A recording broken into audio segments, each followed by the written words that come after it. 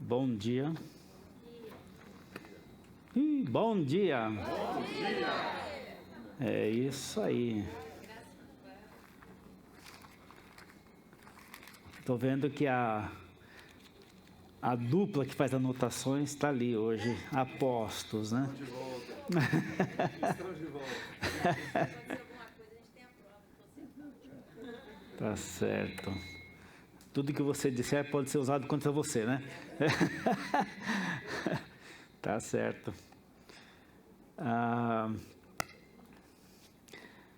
Nosso texto hoje de manhã é uma série de versículos curtinhos, bem curtinhos e bem conhecidos. Ultimamente eu suspeito que esses versículos, como o que nós vamos ler aqui, curtos e fáceis de memorizar, muito fáceis de memorizar, corre o risco de cair num certo esquecimento, ainda que memorizado, por causa do ensino que eles contêm. E parece que, por ser tão curtinho, às vezes passa assim desapercebido realmente o significado deles.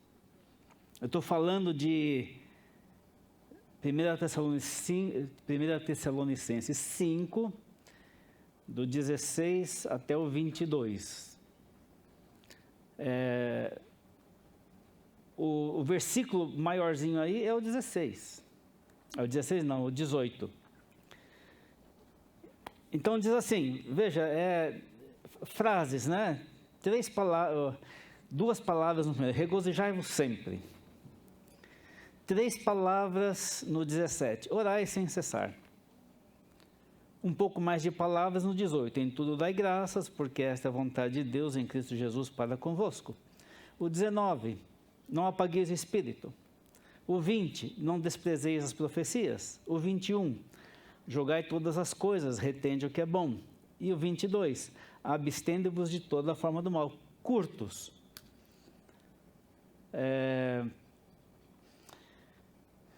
E pensando a respeito desses versículos, e queremos tratar a respeito deles, eu dei esse tema para hoje de manhã baseado nesses versículos. O que apareceu para vocês, para quem olhou o banner, disciplinas espirituais. Existe um livro chamado Disciplinas Espirituais, eu li faz muito tempo atrás, e certamente eu não estou nem me recordando da maioria das coisas que tinham lá, para falar aqui hoje de manhã a respeito disso.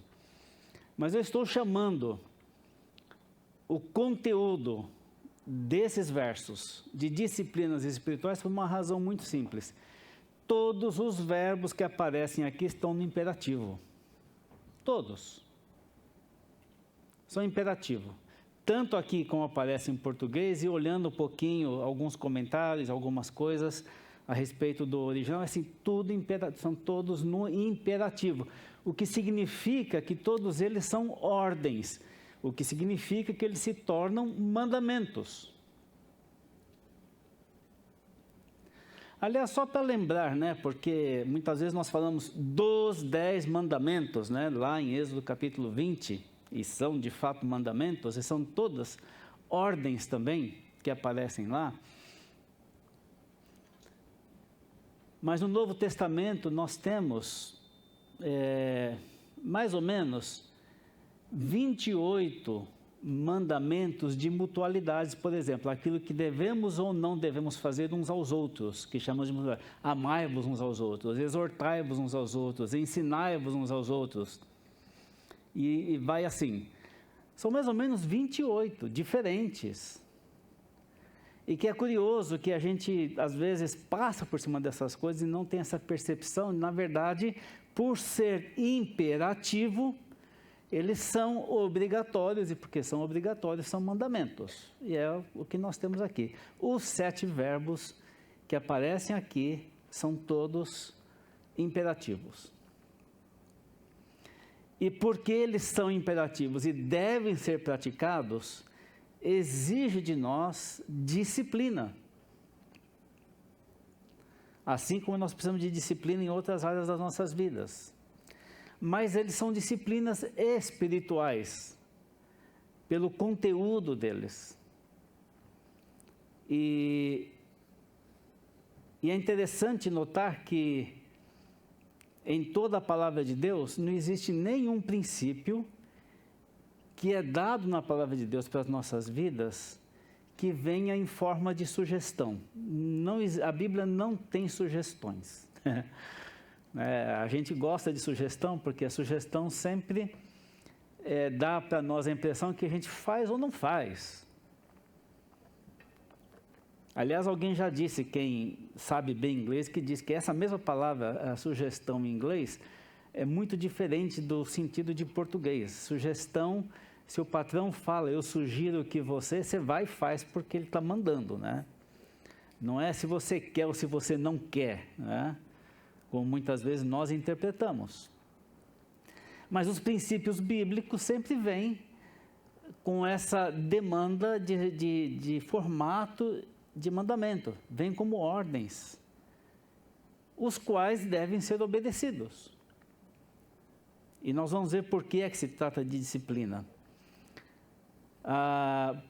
Por esta razão, nesse pequeno texto aqui, esses versículos, esses verbos todos aparecem assim, no modo imperativo.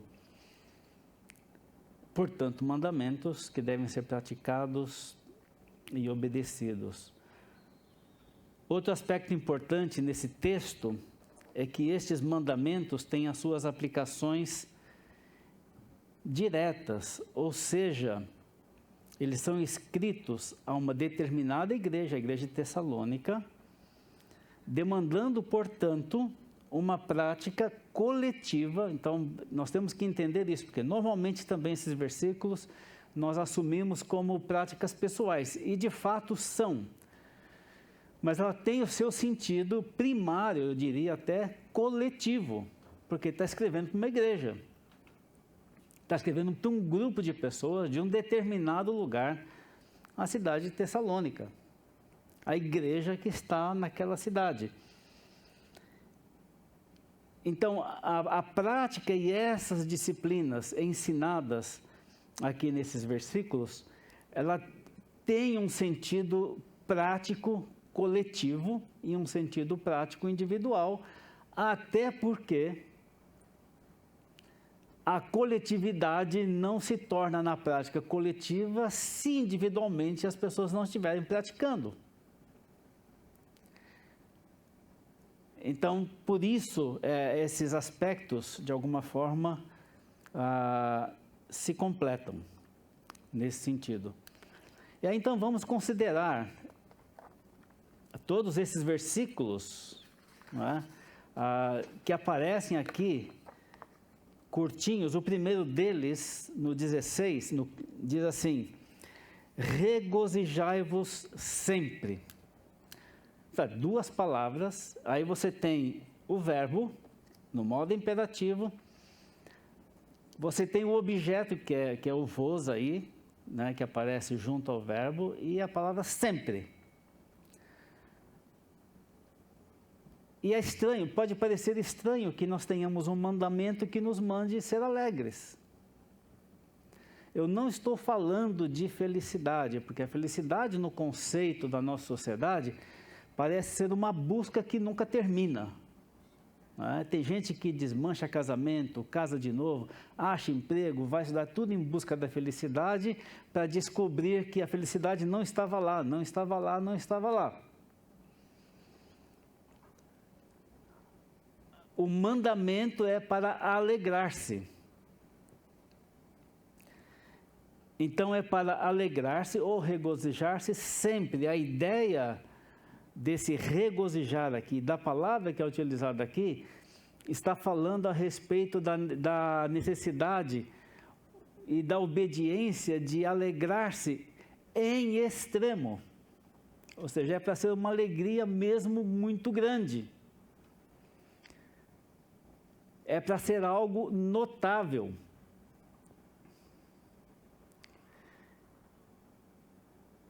E essa é a ideia do verbo em si, como imperativo, como nós estamos falando, dirigido a nós, dirigido aos membros dessa igreja. Nós estamos tratando hoje de manhã, está dizendo que nós devemos ser alegres em extremo. Veja, em Romanos capítulo 12, versículo 15, parte daquele versículo diz o quê? Chorai com os que choram. Também é mandamento. Também é mandamento. E eles não são opostos. Por quê? Porque não existe nenhum mandamento nas Escrituras que manda que nós nos entristeçamos. Não existe o mandamento, vocês devem ficar tristes. Não existe esse mandamento. Existe o mandamento chorar com quem está chorando. E isso sempre deve ser, e normalmente é um período curto de tempo.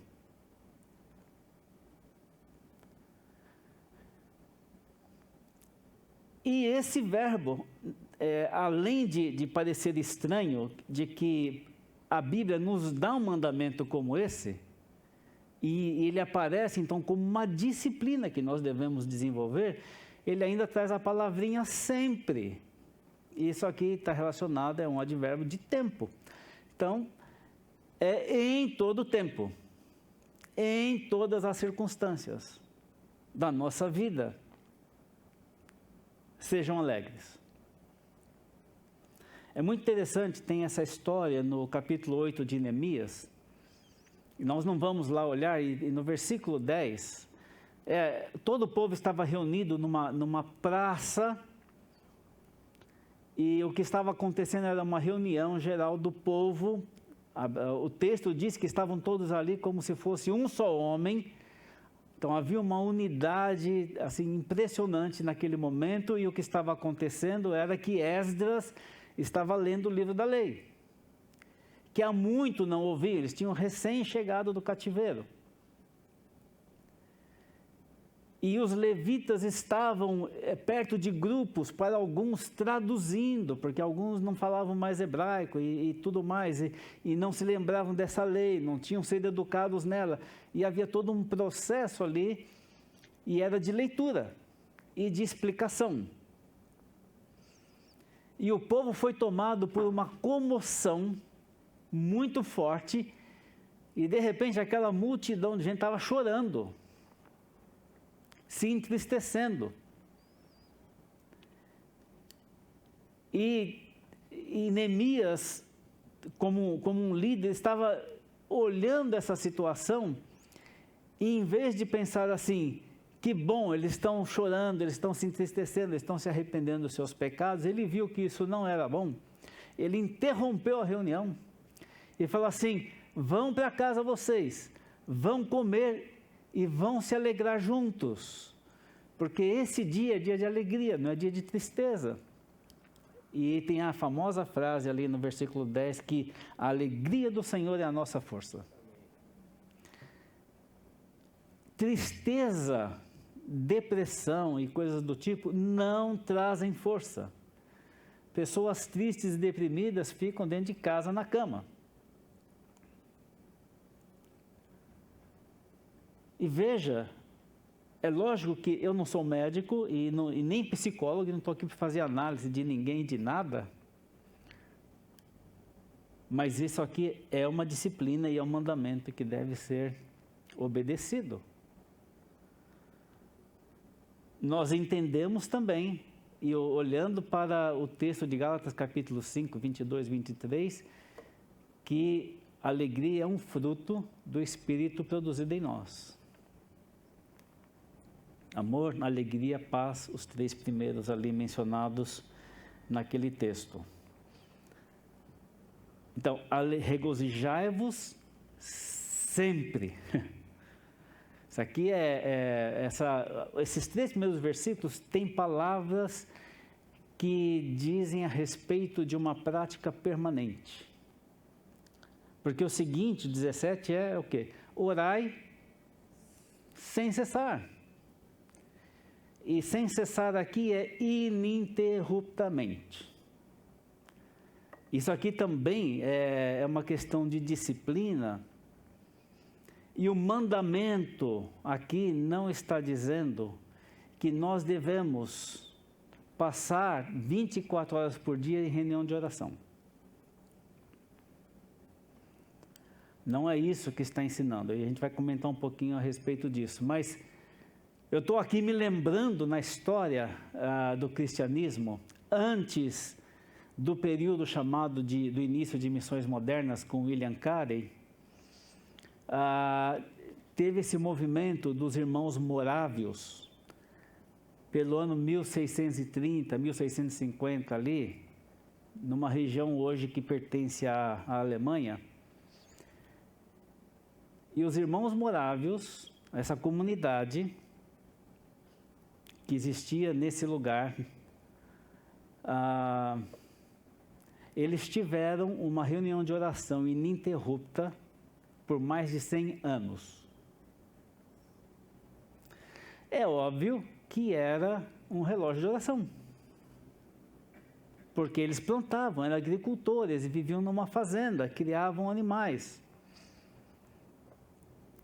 Mas foi um dos movimentos missionários marcantes na história da igreja e que, na verdade, impulsionou todo o movimento missionário, chamado Movimento Missionário Moderno, que tem como assim, ponto inicial, de alguma forma, esse William Carey, inglês, que foi enviado para a Índia.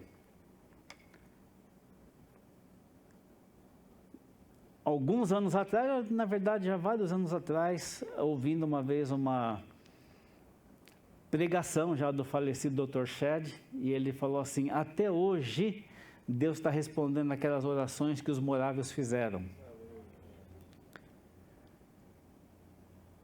Mas a questão do orar sem cessar, tanto para a igreja, porque não está dizendo que a gente vem aqui, passa a semana inteira, e semana após semana, em reunião de oração. E nem está dizendo que a gente não deve fazer isso. Então isso aqui é uma disciplina, e aqui especialmente é uma disciplina da mente. É possível orar sem cessar. Essa é outra característica dos mandamentos da Bíblia, é que todos eles são praticáveis. Não existe nenhum mandamento que nos foi dado e a gente diz assim: isso aqui não dá. Os mandamentos que nós temos na palavra de Deus, sejam os 10 mandamentos em Êxodo capítulo 20, como os outros mandamentos que a gente acha nas Escrituras, são todos praticáveis. E não somente são praticáveis, que se espera que eles sejam obedecidos. Então, como não está falando nesse mandamento de reunião de oração, nem dos tempos de oração que nós temos individualmente nas nossas casas, nem nas pequenas reuniões, ou nos pequenos grupos, ou nas reuniões online, ou o que quer que seja que nós participamos, então ele está falando, na verdade, de uma disposição mental, uma disciplina mental de conexão permanente com Deus. Deus está sempre presente e eu tenho consciência que eu estou sempre na presença dEle. Então isso pode durar 24 horas por dia e ser ininterrupto. E não somente pode, como deve.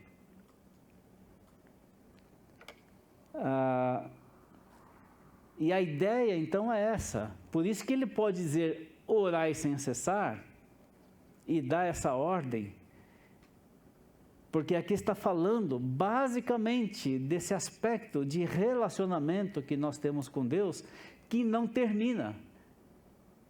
Esses dias, ouvindo algumas mensagens de uma igreja no Rio de Janeiro que completava 160 anos, 10 vezes mais tempo do que essa aqui, por exemplo.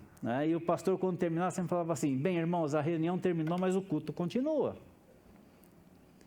Mas não somente isso, a reunião começou, mas já tinha culto antes, é assim que tem que ser. E aí a gente vem, nos reunimos, cultuamos juntos, enquanto estamos reunidos, e ele continua depois. Essa consciência de presença de Deus, não somente para ser algo que a gente desfrute, com quanto devemos desfrutar, mas a consciência de que nós estamos, por isso mesmo, na presença de Deus, e que essa conexão mental permanente permite esse relacionamento sem interrupção. Então, temos orai sem cessar. E, de novo, tempo é ininterrupto, não termina. E nós precisamos ter essa consciência, quando a gente fala de disciplinas, é realmente uma questão de trabalhar a nossa mente. De criar isso, de nos acostumarmos com isso, de saber que é assim que nós precisamos funcionar. O versículo 18, que é um pouquinho mais longo desses versículos aqui, também é muito importante, e eu acho que a razão que Paulo dá um complemento um pouco maior a esse versículo é porque ele pode ser, para a nossa cultura, pode ser para o nosso sistema de vida, para as nossas situações, um pouco mais ainda difícil de entender, que é em tudo dai graças. Não é? Então nós temos pessoas enfermas, em tudo dai graças, né? Temos pessoas que já morreram, em tudo dai graças, né? Está faltando dinheiro, em tudo dai graças, né? Estamos passando por o que quer que seja, ou as coisas estão indo bem, em tudo dai graças. Porque quando as coisas vão bem, graças a Deus que tem tempos que as coisas vão bem, e às vezes quando as coisas vão bem a gente esquece de dar graças. Mas a razão desse mandamento, e nós já falamos um pouquinho isso aqui 2 domingos atrás, quando falamos a respeito de Romanos 8, 28, Deus não é um estraga-prazer que está lá no céu, olhando assim, nossa, a vida dele está muito boa, deixa eu dar uma chegada aqui, né? Não funciona assim. Segundo, é que nós não temos realmente como controlar as coisas que nos acontecem e nem as coisas que acontecem ao nosso redor. Alguém já disse que quando a gente pergunta assim, e aí, tudo bem? A pessoa responde, está tudo sob controle. E se o que a pessoa quer dizer é que ele está no controle de todas as coisas, então a coisa está ruim. A coisa vai mal. Porque se ficar sob meu controle, bem não irá.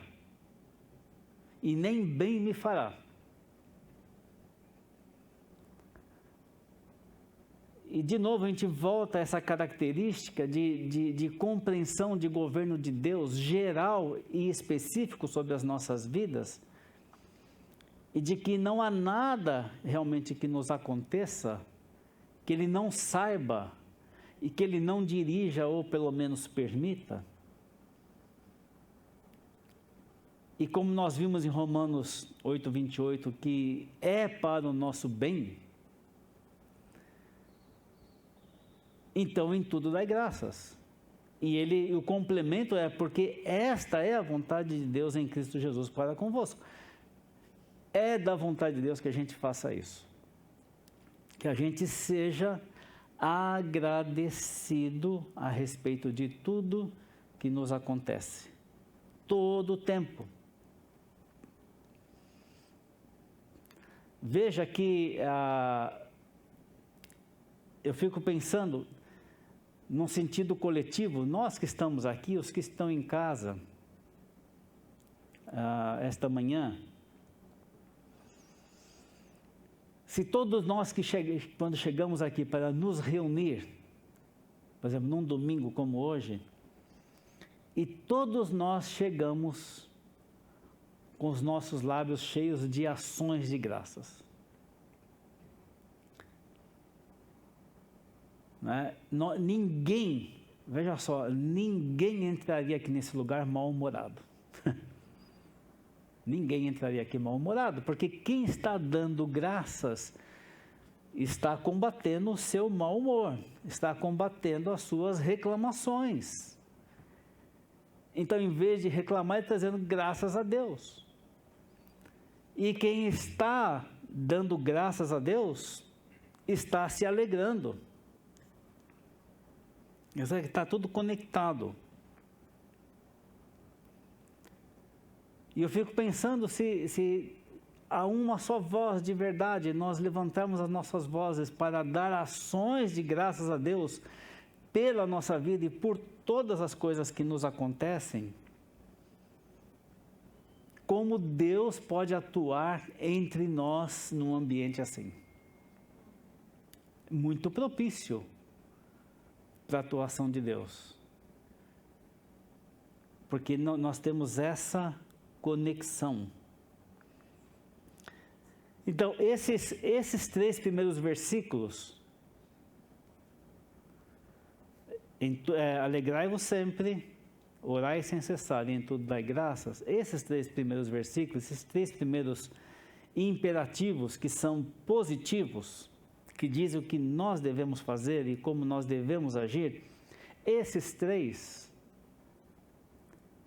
funcionando permanentemente em nós,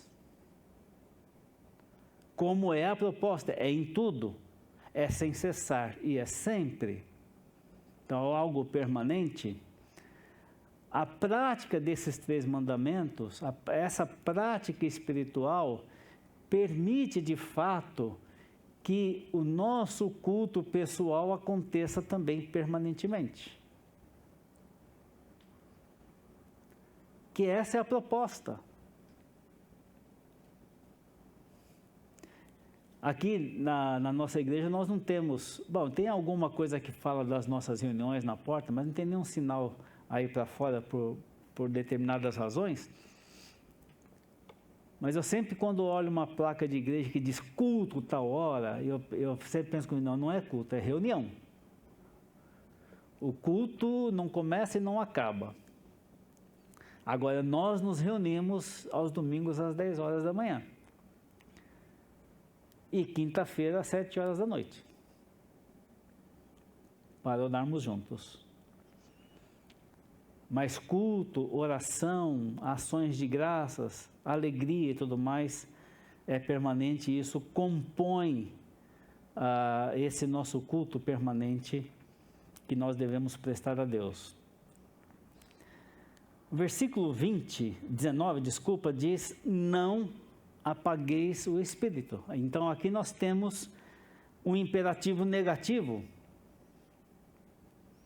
Espírito com letra maiúscula, porque está se referindo ao Espírito Santo. E aí nós temos que pensar se realmente isso é possível, porque apagar aqui é extinguir, é suprimir, é sufocar. Essa é a ideia do verbo. E é interessante porque no Novo Testamento existem apenas 4 ordens a respeito do Espírito Santo. Essa é uma delas, mas existem 4, eu vou dizer as 4 para a gente se localizar. Em Gálatas 5,16 nos manda andar no Espírito, andai no Espírito e jamais satisfareis os desejos da carne. Então, uma das ordens positivas a respeito do Espírito Santo é andar no Espírito. Ou andar conforme o Espírito, andar conforme aquele que está dentro de nós e nos guia no dia a dia. A segunda ordem que aparece está em Efésios, capítulo 5, versículo 18, enchei-vos do Espírito. Então tem 2 ordens positivas, andai no Espírito e enchei-vos do Espírito. Agora tem 2 ordens negativas. Em Efésios 4,30 temos, não entristeçais o Espírito de Deus. E aqui no versículo 19 diz, não apagueis. E a ideia, a razão que nós temos esses mandamentos a respeito do Espírito Santo é porque ele habita em nós. Ele é Deus habitando em nós.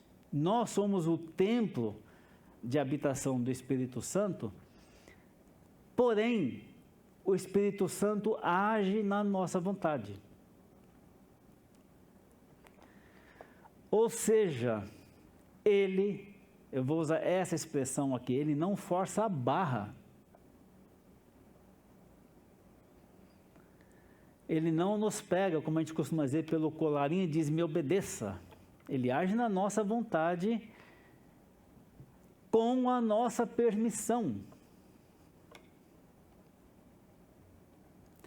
Então veja só, se eu não andar no Espírito, se eu não estiver cheio do Espírito, então as outras duas ordens são consequentes. Primeiro eu vou entristecer, porque ele é uma pessoa e se entristece.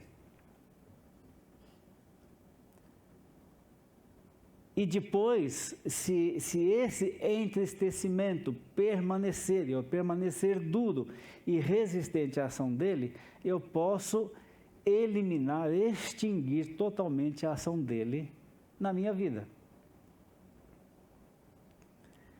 E isso seria para qualquer um de nós, não sei se tem alguém aqui que está nesse caminho, ou alguém que está nos escutando que está nesse caminho, seria para nós desastre completo daquilo que a gente chama de necessidade de vida cristã. Porque o poder para nós vivermos a vida cristã é o poder do Espírito Santo, da ação dele em nós. Por isso, se nós andarmos e se nós estivermos cheios do Espírito Santo, em termos de vivência cristã no mundo, lá fora, na sociedade, seremos bem-sucedidos. Mas se nós entristecermos e apagarmos, é desastre. E o desastre é tão grande que tem muito crente que chegou já a esse ponto e você olha a vida dele e você fala assim, é pior do que a vida de muitos outros incrédulos que nem conhecem a Jesus Cristo.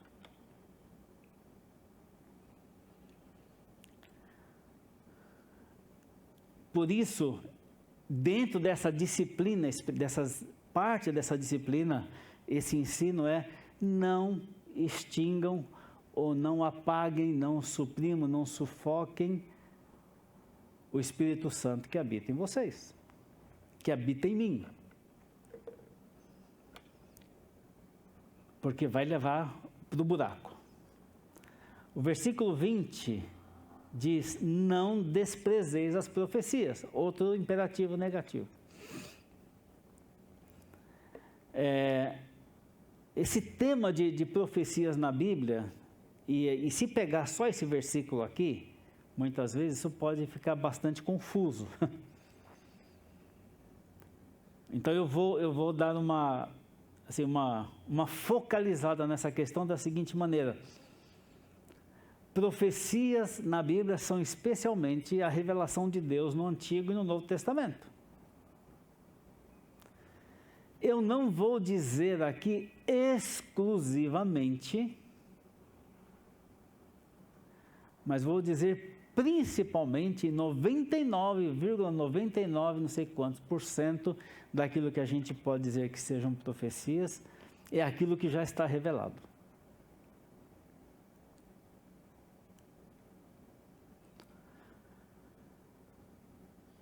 Agora, dizer assim que eventualmente Deus pode revelar a alguém alguma coisa que vai acontecer, alguma situação e dar discernimento e tudo mais, é possível? Lógico que é.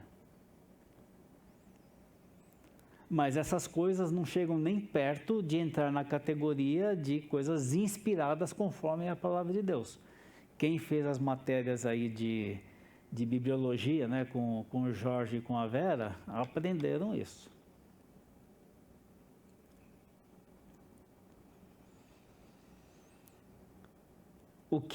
O ensino principal aqui, veja, quando Paulo está escrevendo essas coisas, e nós precisamos nos localizar no tempo quando ele estava fazendo isso, o Novo Testamento ainda não existia.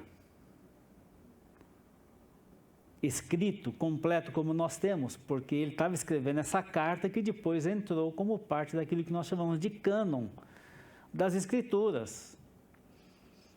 Então, muitas vezes, quando Paulo e os outros apóstolos, e mesmo Jesus e os evangelistas falam a respeito das Escrituras, sempre se referem ao Antigo Testamento, que eram as Escrituras disponíveis, terminadas, em mãos, prontas. Mas a ideia aqui de não desprezar profecia, no sentido de dar pouco valor, de escutar alguma coisa da palavra de Deus e falar assim, não, isso não tem valor, isso não é para mim. essa coisa de realmente tratar dessa maneira algo sério com a palavra de Deus, o mandamento é não desprezem, e nós podíamos colocar aqui, não desprezem a palavra de Deus, a palavra de Deus que nos é ensinada, que nos é pregada. E às vezes nós precisamos, e vocês precisam, e todos nós precisamos ter o discernimento, e às vezes temos que ter discernimento em separar a palavra de Deus propriamente dita da opinião daquele que está falando às vezes. Foi isso que a Lu disse agora há pouco, né? Tudo que você falar pode ser usado contra você. Está anotando que vai que você fala alguma coisa, mas precisa. Às vezes nós temos que prestar atenção no que nós estamos ouvindo e discernir, não só discernir, mas saber que isso aqui é de fato palavra de Deus, isso aqui é a opinião de quem está falando, porque às vezes são contraditórios. Mas as profecias, a palavra de Deus, como palavra de Deus, revelada nas Escrituras, e ensinada e pregada, não pode desprezar, não pode deixar de lado, não pode considerar como pouca coisa, não pode considerar como sem valor. Essa é a ideia. E é uma disciplina, porque para você diferenciar o que é a palavra de Deus, o que é a opinião de alguém que está falando, você precisa conhecer essa palavra para fazer esse discernimento. Senão você é capaz de comer o que não era para comer, o que não devia.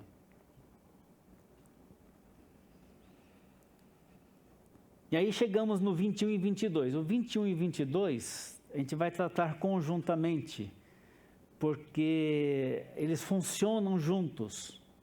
Esses últimos 3 verbos que aparecem no versículo 21 e no versículo 22.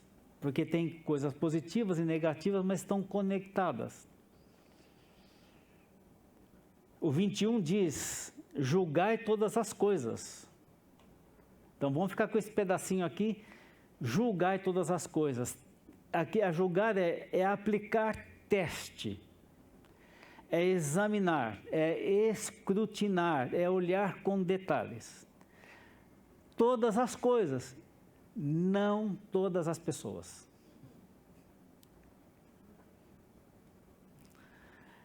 Aliás, nós somos alertados por Jesus, né? Com a medida que você julgar o outro, você será julgado. Então, essa coisa de julgar pessoas, né? É perigoso, inclusive por isso. E somos alertados a não fazer exatamente por isso.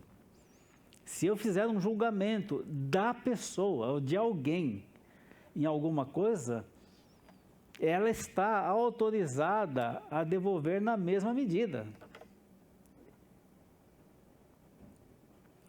Por isso o texto não diz julgar todas as pessoas, diz julgar todas as coisas. Agora, coisas muitas vezes estão relacionadas a pessoas. Tem a ver com coisas que as pessoas falam, tem a ver com opiniões que as pessoas dão, tem a ver com coisas que acontecem ao nosso redor. Tem a ver com as coisas que a gente assiste na televisão, que a gente lê na internet, das coisas que o professor fala em sala de aula, das coisas que nós escutamos numa pregação, na conversa com os irmãos, no ambiente de família. Aqui está dizendo, por isso é disciplina e é espiritual, que nós temos que manter a nossa mente alerta, a antena ligada, para examinar as coisas que acontecem ao nosso redor e que chegam até nós.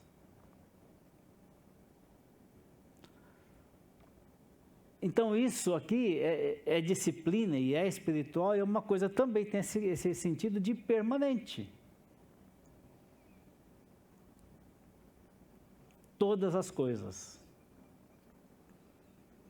Julgai todas as coisas. E aí então, no complemento do versículo tem outro verbo, que é reter. também imperativo. Retende o que é bom. Então, são 2 mandamentos complementares. E o 22 também é complementar a esse. Então, na sequência, Paulo diz, vocês julguem todas as coisas e fiquem, retenham, guardem para vocês o que é bom.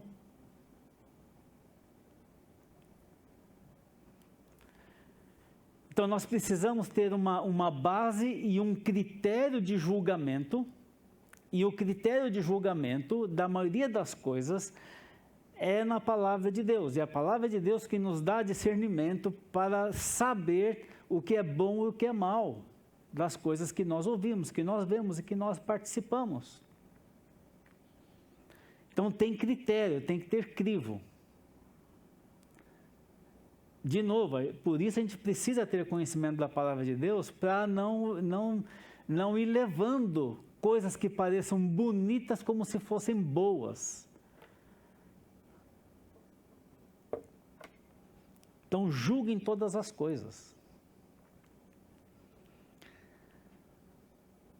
E aí, aquilo que de acordo com o ensinamento da Bíblia, da palavra de Deus, dá para considerar e saber que isso é bom, não jogue fora, retenha, guarde, coloca na mente porque é útil, porque é bom, edifica a nossa vida. E essa é esse mandamento, a primeira parte é essa, de julgar e reter. Veja, isso tem um sentido também coletivo. E quando a gente fala sobre essa questão de coletividade, ou seja, dessa igreja que se reúne aqui, neste lugar,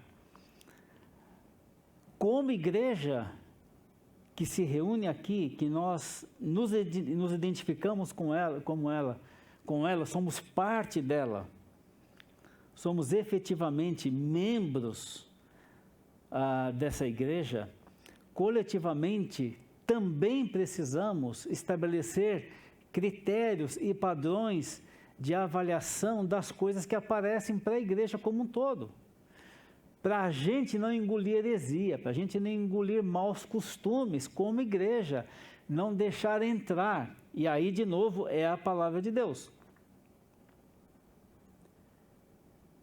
E aí, então, com o critério da palavra de Deus, a igreja precisa examinar, julgar, por exemplo, os espíritos. Eu não estou falando aqui de pessoas necessariamente endemoniadas ou coisa assim. Em 1 João capítulo 4, versículo 1, João escreve a respeito disso.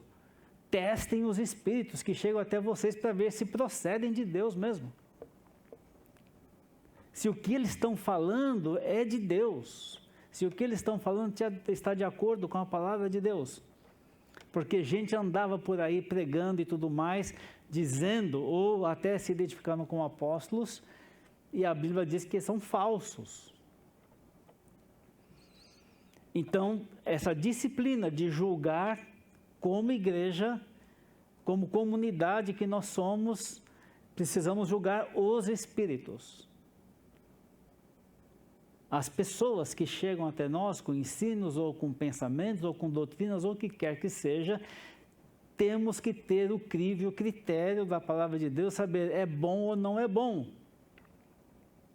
Também precisamos utilizar o mesmo critério como igreja para questões éticas e morais. Então, nós como igreja precisamos ter critérios éticos e morais de práticas entre nós e não aceitar e não pensar e tudo mais daquilo que vem lá de fora.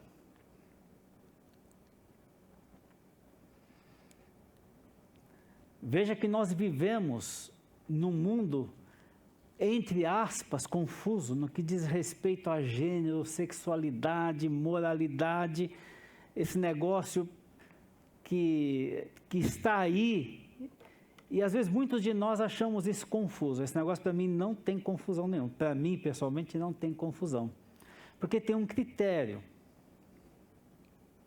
Tem um critério. 2 apenas. 1.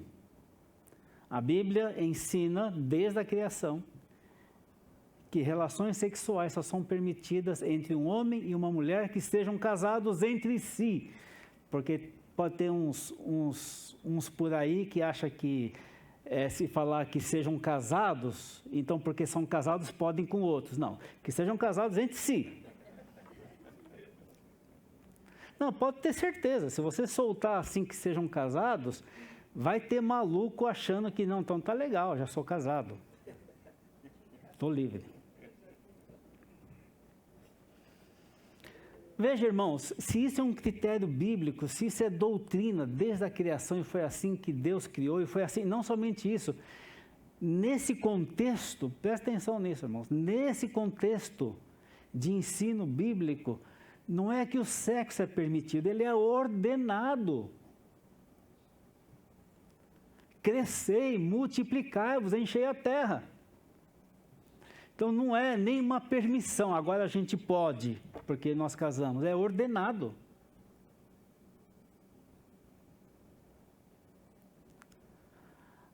Aí, o segundo critério, que é claro em todas as escrituras e desde a criação,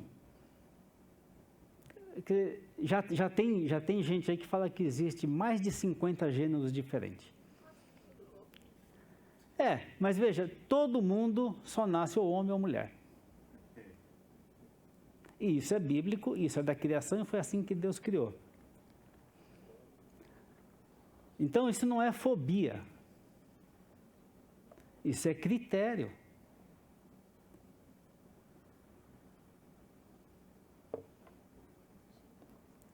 Vai fazer que nem a historinha do sujeito,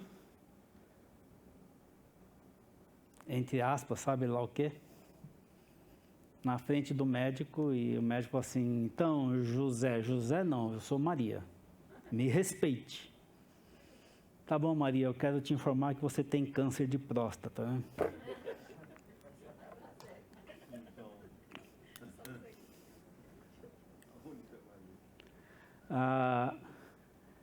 Mas isso, assim, parece brincadeira, mas as coisas já chegaram nesse absurdo.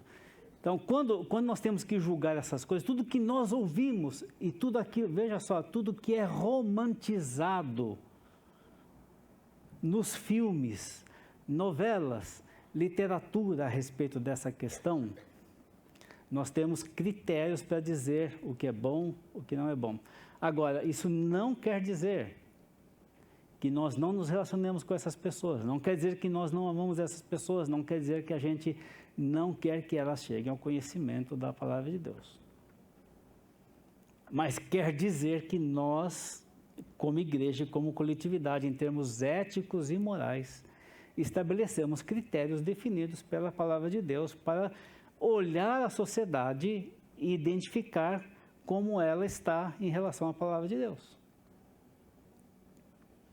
Julgar, examinar, testar, reter o que é bom. E o 22 completa, porque a gente retém o que é bom, e o 22 diz que a gente se abstém de toda forma do mal. De novo, está conectado com o exame. Então, se o exame for bem feito, se o exame tiver critério, se o exame tiver base para fazer e examinar todas as coisas, nós descobriremos o que é bom e o que é mal. O que é bom a gente retém, o que é mal a gente joga fora. A gente fica longe. Essa ideia é de abstinência, é de colocar distância. É não andar perto. Porque algumas versões, inclusive nesse versículo, diz que a gente deve fugir de toda a aparência do mal. Aparência, coisas que às vezes, na essência, nem é mal no sentido, mas aparenta ser mal.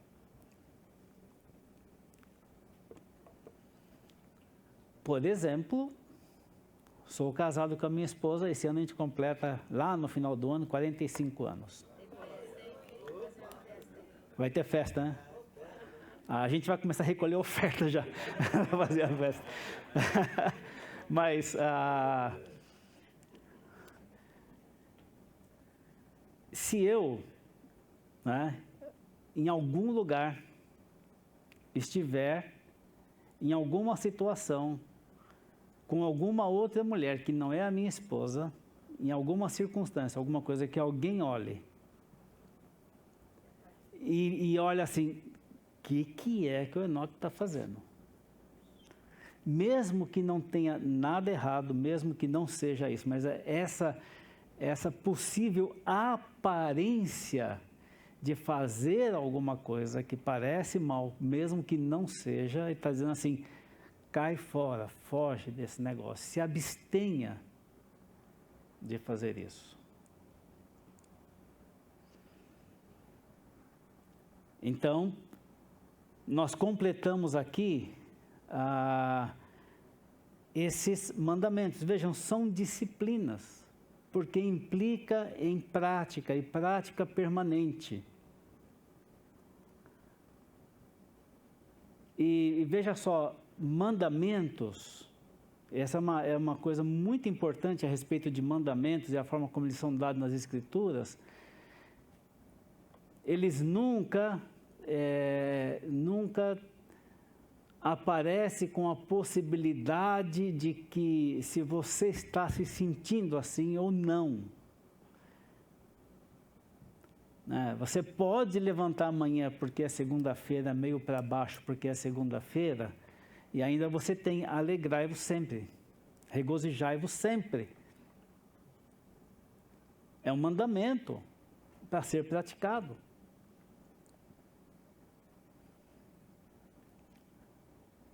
E você pode então, por causa desse mandamento e pela sua obediência, ordenar você mesmo que você vai mudar esse espírito para baixo, seja lá por que for, que podia acontecer na quarta-feira também, né?